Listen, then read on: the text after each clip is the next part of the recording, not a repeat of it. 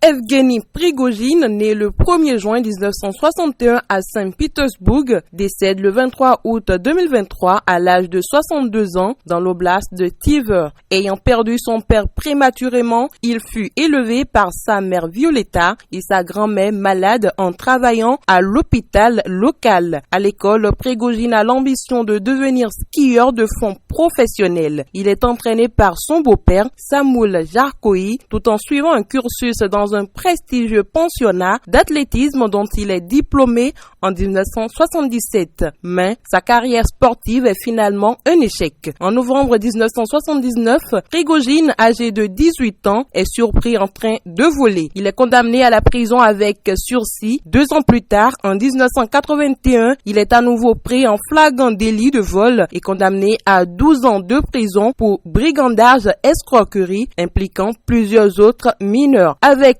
plusieurs complices, il est également reconnu coupable d'avoir cambriolé des appartements dans des quartiers huppés. Il est libéré 10 ans plus tard. Dans les années 90, on le surnommait le cuisinier de Poutine au motif qu'il dirigeait à Saint-Pétersbourg un restaurant de luxe où le futur chef du Kremlin avait ses habitudes. Il fait fortune à sa sortie de prison dans le domaine de la restauration. Dans les années 2000, il fait partie du cercle proche du président russe Vladimir Poutine. En 2014, il cofond et prend la direction de la société militaire privée nommée Groupe Wagner qui recrute des mercenaires pour des opérations paramilitaires dans différents pays, Syrie, Afrique, Ukraine, en soutien à des États défaillants ou des régions sécessionnistes en appui de la politique russe. Ils font également l'Internet Research Agency, une officine de propagande russe. Lui et ses entreprises sont sous le coup de plusieurs sanctions de la part des États-Unis et de l'Union européenne. Figure de premier plan de la guerre russo-ukrainienne, en tant que dirigeant de Wagner, il s'impose médiatiquement par ses critiques virulentes à l'égard de l'état-major russe qui génère des tensions grandissantes. Celles-ci cumulent lorsqu'il